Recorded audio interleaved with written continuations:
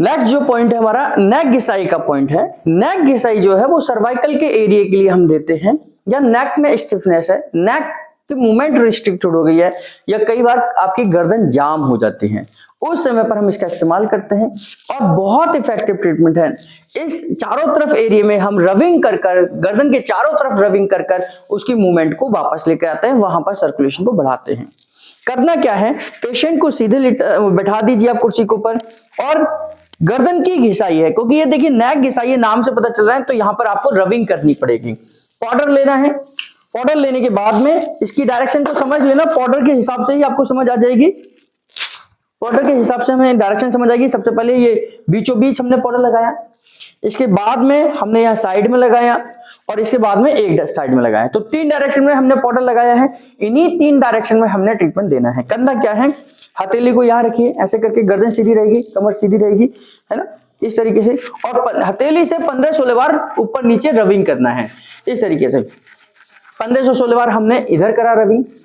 पहले लेफ्ट में कर दिया, है ना, पहले 1516 बार इस तरीके से रबिंग किया। दूसरे हाथ से मैं सपोर्ट दे रहा हूं, है ना, ये ध्यान करना, हमेशा दूसरे हाथ का काम है सपोर्ट देना। ये 1516 बार रबिंग करा, इसके बाद में 1516 बार यहां रब करा, 1516 बार यहां रब किया,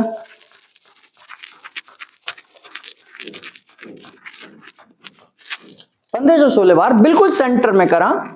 ये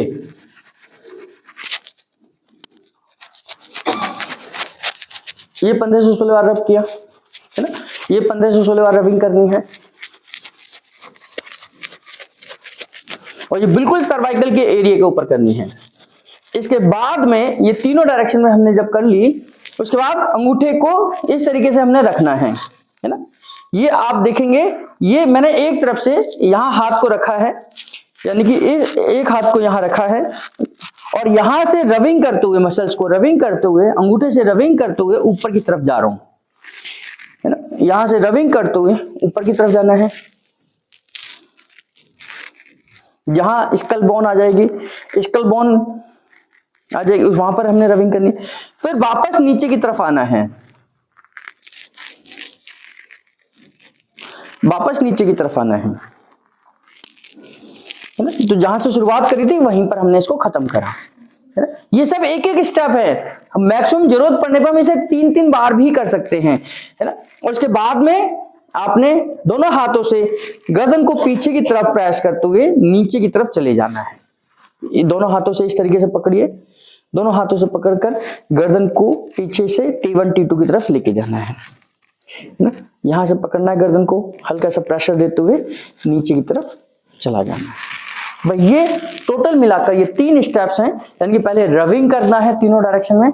फिर उसके ऊपर की तरफ मसल्स को रबिंग करते हुए नीचे की तरफ आना है ना, और उसके बाद मसल्स को खींचना है, ऊपर से खींच कर नीचे की तरफ लाना है, ऊपर से खींच के नीचे की तरफ लाना है। ये हमारे नेक घिसाई का पॉइंट कंप्लीट हो जाता है। नेक स्टिफनेस है, सर्वाइकल पेन है, गर्दन की मूवमेंट जाम हो गई है, गर्दन मूवमेंट नहीं कर पा रही है, उन सभी समस्याओं में हम नेक घिसाई का इस्तेमाल कर सकते हैं।